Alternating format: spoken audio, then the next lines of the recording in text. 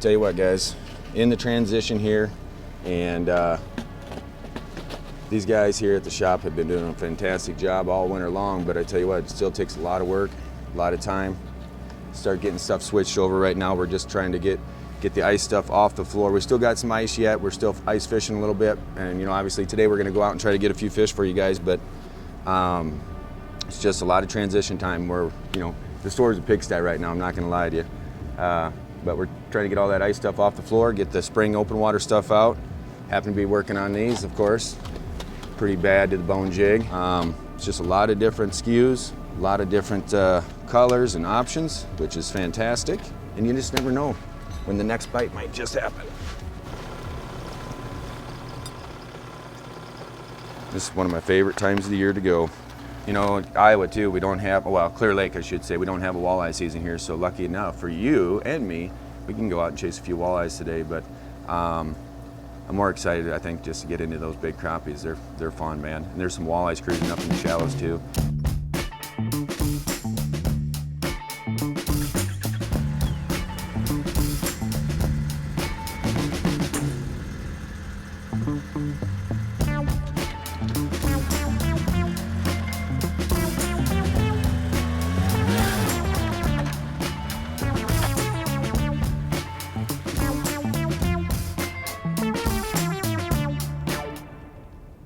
That's gonna get him.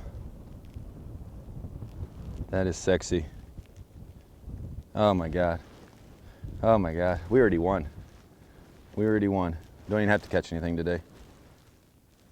Or at least I did, because it's tied on my pole. Sorry, crane. This one might not make it. I give this thing my prediction. So here's what we're gonna do. Give you a little rundown. So I'm gonna be goofy all day. We're gonna have some fun. This is what I do. So I pack way too much stuff every time. So you might see me messing around with all my stuff. I got 500 poles with me today. We are gonna fish these reeds. There is some spots you need to watch out for. So even it could be middle of the winter. You still wanna watch out and be careful. We do have a spud bar with, so we will check the ice. But our big thing right now is we're gonna take an underwater camera we're gonna drill a bunch of holes, then we're gonna take the underwater camera, find the fish, and then we're gonna set up on them. It's really important to pay attention to once that hole is drilled and you find the fish and you're going to fish a hole, it's really important to pay attention to what's down that hole, because all them reeds that you see up above, they're 3 times thicker underneath. So we don't want to get snagged. We don't want to be losing any of these hot lures. So I think we should get after it. Grab the auger, punch some holes. I was here yesterday and it was really cold last night, so I'm not too concerned about the thawing today as far as losing any ice last night, but I know it was supposed to get to 40 degrees today, so a little bit later on, that spud bar might come in handy a little bit more, but we're gonna go out there and get after it. Catch some slab crappies, maybe even get lucky and snag a walleye. Now, another secret for everybody that knows me or anybody that doesn't, Kevin always comes prepared. You know what I bring? Snacks. It's not snack time yet though. The rules are you gotta catch a fish before you can eat your snacks.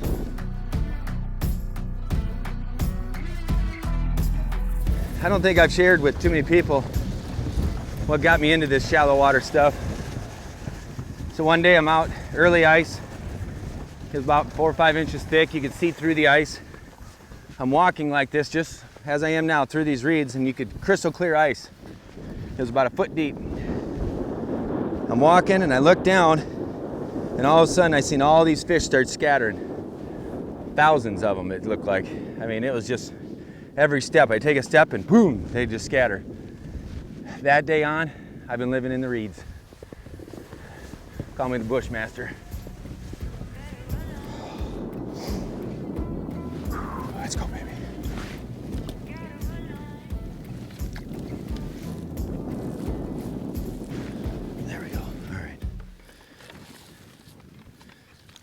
I'll try to get you in here so you can see too if you want.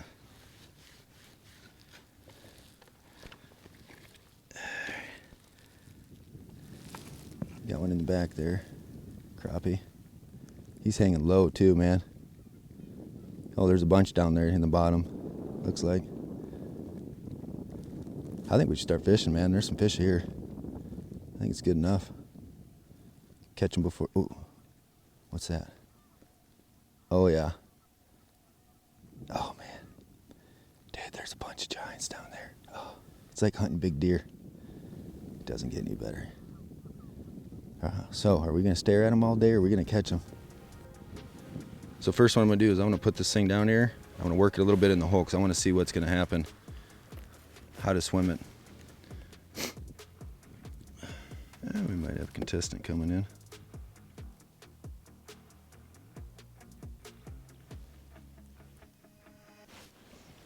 Oh! Did you see that? Dude, it's a donkey. Shoot. Dang it. I didn't even... I can't eat my snacks. Dude, this Tika flasher, man, I tell you what. It's got a nice little snap to it. Grab the door.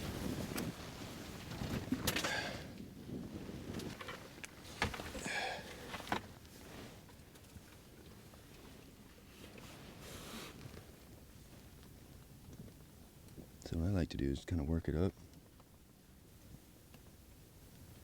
Hover it up here a little bit, give it a snap or two. Sometimes they'll come in right there too, way high. And then all of a sudden just work it down. And now I'm going to pay attention. When we see the first one coming, we need to know, was I going down or was I coming up when he came in? That's going to be the important thing.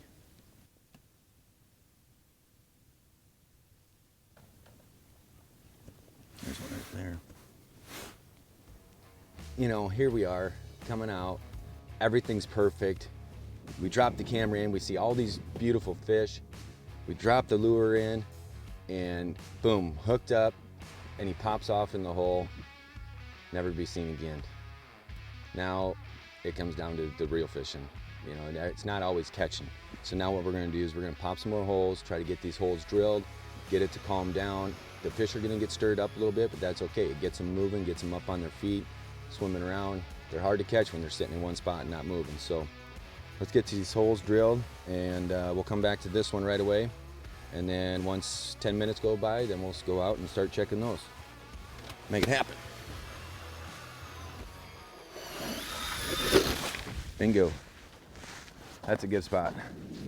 The reason why I like that spot, it's a little isolated, little pocket right there. We got reeds kind of coming around.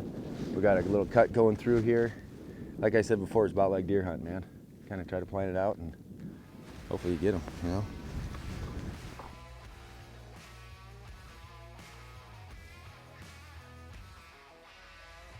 It's gonna be a lot more subtle. So the biggest thing that we can learn from what we just seen there is that try to learn from the fish's reaction. So if you're jigging and that fish gets turned off and turns away, there's a reason why he didn't keep coming at it. Very, very important to try to adapt to that. Being able to adapt is going to be able to keep you fed. Plastics.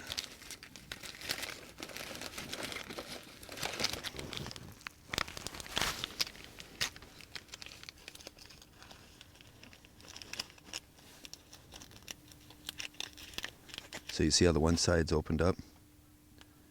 It's just a matter of getting more water in there. And I think we'll try it like that. There's our first contestant. Oh, he stopped. That's a good sign. He's facing us. Here he comes. He's digging that. Oh, he tried it. He tasted it.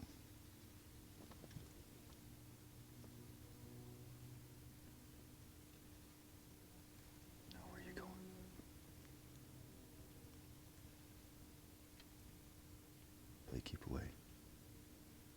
Did you see that? Boom. Got him. He wasn't one of the giants, but he's a good one.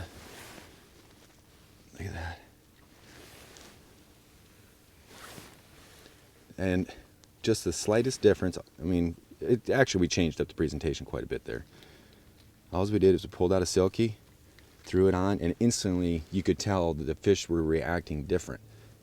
They weren't swimming by. They were stopped. This one stopped in his tracks and instantly hit the brakes, backed up, and then approached the bait. So that just goes to show you just a little bit of a change is enough to make it work. Since that last fish scared away all of our fish, this guy's going to go home. He ain't a giant, but he's big. He's the kind that you want to eat. And since there's more down there, we're going to drop this thing down there right away and see if it will catch us another one. Did you see how that fish changed? The whole attitude changed, dude.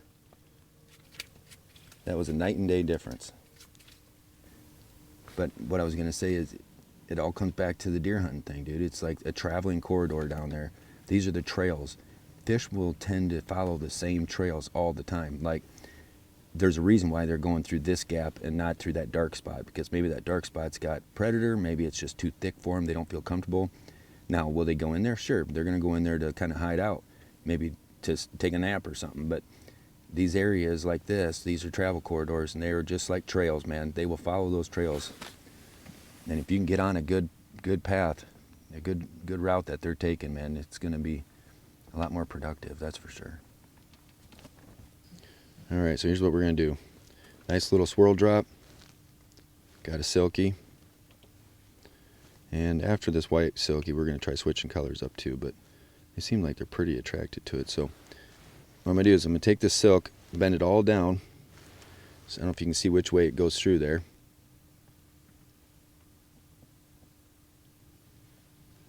Now I'm going to take this hook and go horizontal to the way the silk was threaded through. I got it caught in there. All right.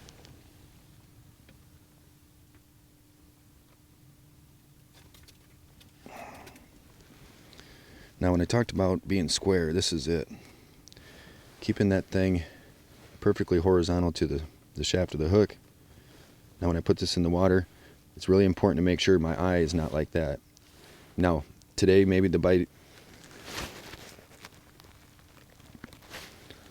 Normally I don't bite those tag ends off, but the fish seem pretty touchy today. So, you know, when you catch a fish, your eye is, this knot is going to move up on the eye and it's going to be vertical like that. Typically that's not a real good way to catch fish, at least in my experience. So what we do is we take this, pinch this hook, pull the knot towards the hook. You see it bend around there. Now this bait's going to hang horizontal, so I can get it so it hangs nice and square. I don't want it hanging lopsided either. Typically you really need to try to focus on just keeping it all natural looking. So we're going to drop this in. See if we can get those hairs to open up a little bit, or the silk, and catch some fish. Might have burned up, oh, big crappie. Oh, yellow bass. Aggressive too.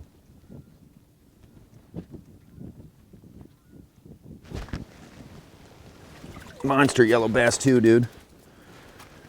All right, guys, if you guys don't know what these are, it's not a white bass, it's not a striper, it's a yellow bass, okay? Invasive species, supposedly. They're actually introduced here, I think, late 30s, 40s as a food source. Brought them in by rail. No limit, very prolific. They breed like maniacs, and they are aggressive. As you can see, this one just came in, not a lot of hesitation. Now, size-wise, compared to a white bass, they don't get nearly as big, but very white, firm, flaky meat, great tasting. Fun fish to catch, especially if we go out and try to target these today out on the main lake. These guys, man, they get going, dude. You can catch a pile of them in a hurry. Feisty sucker, you see that? He comes shooting in like a dart, man. Nice, firm, white, flaky meat on these guys. Now, normally we wouldn't, if we were targeting these out on the main lake, you don't want to spend a lot of time trying to do photos and stuff. You really want to try to get down there, get back after him. This guy came in by himself, but snack time. I got my fish. That's snack time now. Healthy snacks too.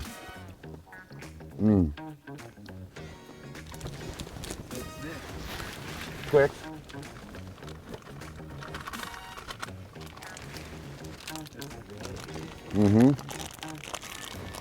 Fish down there. Yeah, so now, you know, now that I've been in the outdoors, I've been an ambassador of the sport, and it's starting to round me off. It's starting to really show me personally. I mean, I'm figuring out, I think, what I was meant to be here for, you know, and honestly, it's to help others catch fish and just enjoy the outdoors. That's something that I truly, truly love. You know, we're in the retail business too, and with the bait shop, and Clear Lake Bait and Tackle has been a great success for us. But you know, retail, I mean, it's still retail, even if you own it or not. And unfortunately, I don't get to spend as much time as I'd like to in there. The staff we got that's been in there working, busting their butt, has done a fantastic job. So I got to make sure I give them props for that, dude. They have really done a good job to keep that place going. And the big thing for me is taking out people and getting those smiles. I've had numerous people. I've had people tell me that, you know, this might be the last trip of their life because they could be dying, you know, terminally ill and have cancer or something like that. Those are the types of trips that really hit home. They feel really good, you know, when you're done.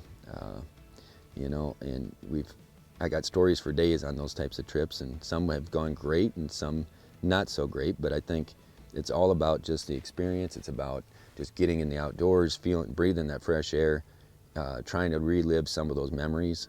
Part of the reason why we do our cane pole fishing in the summer is to just relive some of those memories. You know, I hear it all the time. These guys will get in my boat and they're like, man, I haven't used a cane pole since I was a little kid. And it's like, cool, tell me about some of those stories. And then all of a sudden they just start catching, you know, they start clicking these stories and they start telling me, and it's like I'm reliving their experiences, you know, and they're like, man, I haven't thought about that in so long. And just to be able to do that and bring back some of those memories for people is pretty special. You know, you can't stress enough to people about, you know, showing kids and showing people the outdoors. That is what it's all about. You know, take a kid fishing. Yeah, it means more than just grabbing a kid and go fishing. It's creating memories that are going to last a lifetime for that kid. Oh, baby. Oh, baby. On the frickin' Tika Flash, dude. On the Tika Flash. That little guy. Not too often we get a walleye up in the shallows like this, but it does happen. Third one we've seen today. Nice work, dude. Oh, hooked perfect. I think he's posing nice too. Fins up, bat belly on this one. Beautiful fish. What do you think of that? That's nice. Probably in the slot, so we probably better let her go here quick. Looks like a female though, from that. All right, down she goes. I tell you what, that's one good thing that Clear Lake's known for is the variety of fish. I mean, obviously we've seen a lot of fish today. Walleyes, bass, I've seen a northern on the camera, crappies, bluegills, and thanks to the Tika Flash, we did land one of them walleyes, which was kind of nice. So, you know, Clear Lake, great destination lake. People come from all over. A lot of times, you know, that yellow bass I caught, you know, a lot of guys are chasing those. Some people are after the crappies, you know, but the walleye fishery here is really good, and we don't have a season on walleyes either, so you can catch them year-round, which is kind of nice. So we do get some Minnesota folks that come down and take advantage of that, try to knock the rust off. Great muskie fishery as well. So, you know, and here in about the second week of April, first to second week of April, the walleyes will start spawning. So we'll go out and chase some of those. But we do have a protected slot out here, so 17 to 22 inch fish is mandatory release. Anything under 17, you can keep up to 3 fish, and then you can have one of those 3 could be over 22 if you decide to keep one like that, but hopefully people let those go. But Tika Flash, boom, boom, gotta love it. You dig this? Dude, he wants that bad, dude. Look at this, he's charging it. This one's gonna die.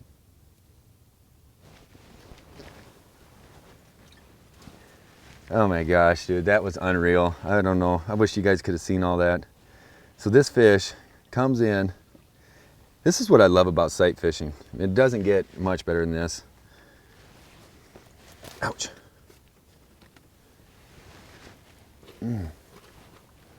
Get a whole grip on this. Hey, easy little buddy. All right. So this guy comes in, takes my waxworm right off the hook.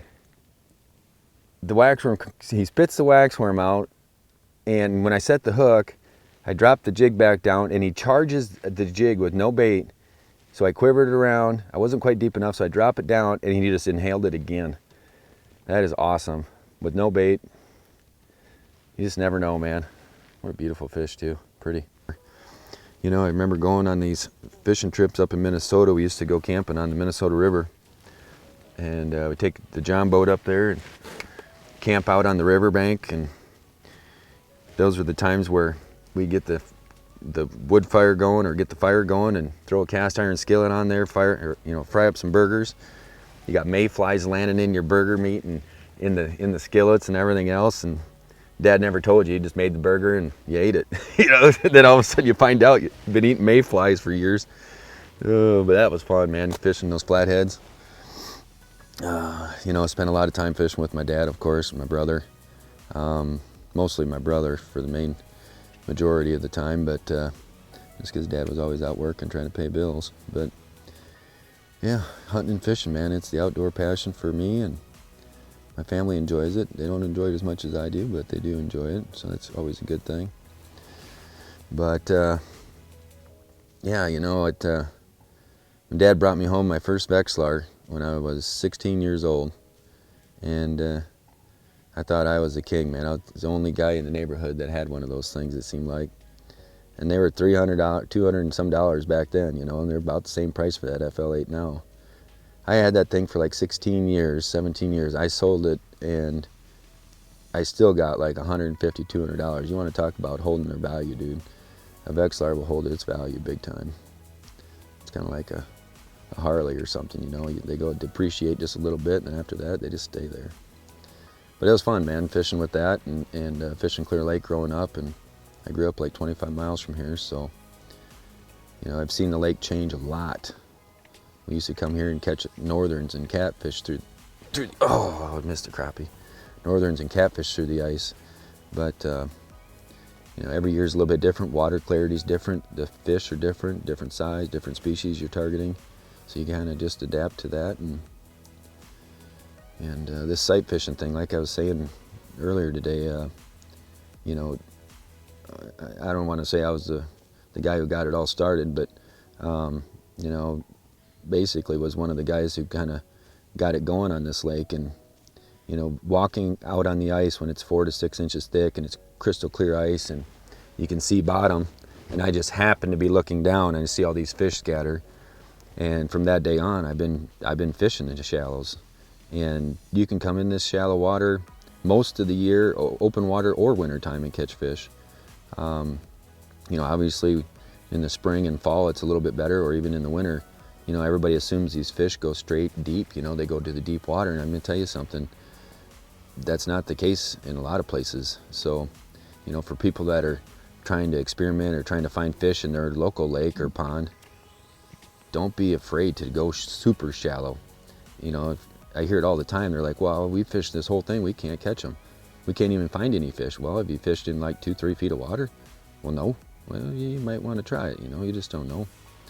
And underwater cameras are so valuable too, you know, just to get out there and be able to see the fish and figure it out is pretty simple. It's something pretty special, that's for sure. Oh, there he is, got him too. Come on, baby.